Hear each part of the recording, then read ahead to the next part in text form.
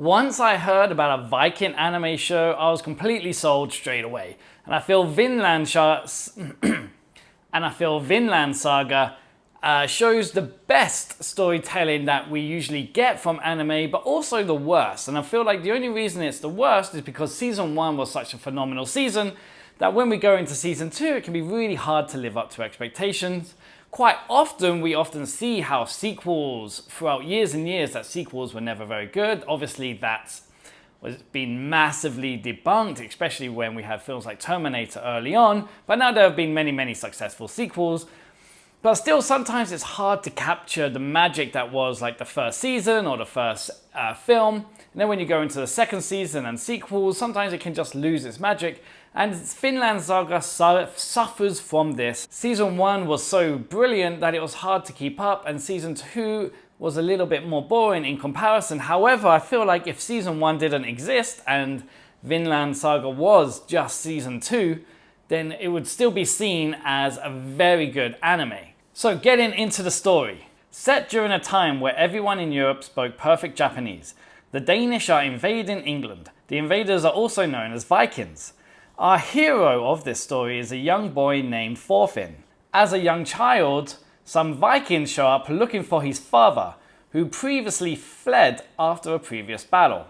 Anyway, they are looking for Thorfinn's father because he is a legendary warrior, and the Danish king is getting ready for a big push in his invasion of England. Thorfinn sneaks onto his father's boat, hoping to become a Viking, as he sees this as being his true nature. And anything less is not so cool. The whole situation turns into a trap, and suddenly they are in a fight for their lives. Thorfinn's father has taken an oath not to kill, even when his life is in danger. Very tragically, Thorfinn's father is killed by a pirate group and their leader, Askeladd. Season 1 is all about Thorfinn looking for revenge, so he travels with Askeladd, learning and training and killing lots and lots of killing during the invasion of England. I don't want to get into any more spoilers, but season 2 would require some spoilers from season 1, and I do recommend people watch this show, so I don't really want to give anything else away. But without giving too much away, season 2 focuses more on Thorfinn's character arc as he evolves from being a killer looking for revenge into someone who wants more than just that and wants to escape this sort of warlike world. And Vinland Saga itself is meant to be a land where there is no slaves, there is no war. It's just too far for that world to reach. Season 1 is an example of why everybody absolutely loves anime so much, and we get some amazing storytelling in this. It just does stuff that you just don't get from regular TV shows. Even with the huge budgets, and we have had Viking shows with incredible action scenes, and we've had stuff like Game of Thrones with incredible action scenes, it just doesn't seem to be able to take its place as often as it can in anime. The battle scenes in Vinland Saga happen often and are epic and incredibly well crafted, as what we have come to expect. But then behind this, you also have this fantastic story, this fantastic driven story. There are so many characters and so many interesting characters. We don't just have Thorfinn, whose character arc is developing, and sometimes he can seem a little bit like a minor character, as other characters like Askeladd really do take the forefront in season 1. There are a bunch of other Viking warriors that are super interesting as we also follow them and learn more and more about their past and why they love battle so much, and why the glory that is I guess Viking culture for dying in battle is seen as the ultimate glory, the best you can hope for. And this is contrasted with characters that don't want that so much and are kind of going against what is seen as what is normal for a Norseman. It's like, how can you call yourself a Norseman? And combining these two characters in this story is just very well done. It's very well told. And you often find with many fantastic animes is where the backdrop is, and this is during the Viking era.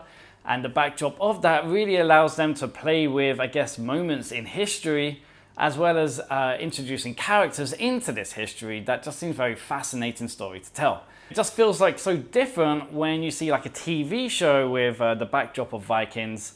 It just almost isn't as well told as just how anime tells this story. They focus on so many different characters, and so many side characters get so much attention and interest and attention, which is also very different from when you watch live action shows, where when sometimes you focus on a side character, you just feel like, okay, this is a boring episode. When it's done in anime, it's usually feel like, well, this is very interesting. I now understand this character more, I like it, and often they always have some sort of emotional appeal. So again, I don't want to give away any more spoilers, but Season 2 really does fall off a little bit. Season 1 is heavy on action, heavy on combat, heavy on blood, heavy on killing. Season 2 really tones that down and diminishes the amount of action there is and the amount of battle scenes there are. And they're definitely not on a grander scale as they were in Season 1. The pace slows down a little as it's set on a farm, and we see a lot of time farming and worrying about farm life and the slaves during that time. So the pace goes a lot slower as opposed to when we were seeing the invasion of England and the chase that was happening between the Vikings and the natives at that point, to life on a farm. Really does then give us a slower, more relaxed pace. And coming from Season 1, that can feel like a little bit of a bad thing when you've got such high expectations, but it is also quite calming. If this was a completely different anime, I think it would be really good. It's just obviously, like I said, from the expectations from the first season. And also the new side characters that we are introduced to just aren't as interesting. Some of them are very interesting and fascinating, but some of the more prominent side characters are a little bit more boring and just a little bit more unlikable, or just you don't gravitate towards them in the way the show wants you to, as you did with the characters in Season 1. So the Danish invasion would still be happening at this point, but we've now moved away from that and into the farmland backdrop, which also just isn't as interesting as an invasion backdrop. However, I don't want to say Season 2 is terrible and you shouldn't watch it just because of this.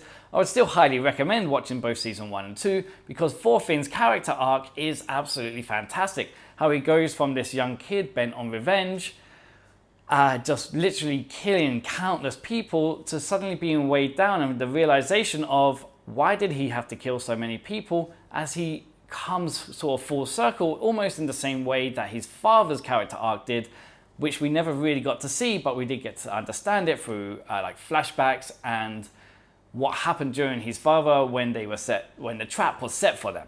So this is very well worth watching just for Thorfinn's character arc. He's a very interesting character. At times he's a very quiet character, so other characters too do come to the forefront, but I think that's also a very good way of storytelling. Even though Thorfinn is the main character, other side characters can shine to like help us understand what Thorfinn is going through, and we can see his arc in a more interesting way, which isn't always being center of attention.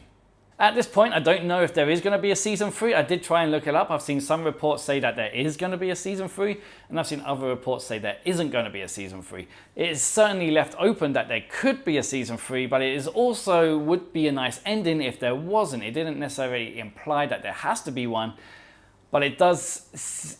I would prefer to see one, as I do think there are still stories to be told and there are still character arcs left to resolve. But this is still a nice ending if there wasn't one. So I am hoping for a third season. I would highly recommend Vinland Saga, especially Season 1. As for shows that I would recommend that are quite similar, or if you like these shows, you would probably like Vinland Saga, there is obviously Attack on Titan, which is a superior anime to this. However, if you're looking for that sort of action scratch that you're just not getting from other shows, then Vinland Saga is a show you can very much enjoy. And if you do enjoy Vinland Saga and you haven't seen Attack on Titan, then you must be very new to anime and you'd absolutely love Attack on Titan. Castlevania on Netflix is a fantastic anime, and if you enjoyed that, you'll most likely enjoy Vinland Saga as well. As well as, I've not seen the anime, but I have seen the live actions of Rurouni Kenshin.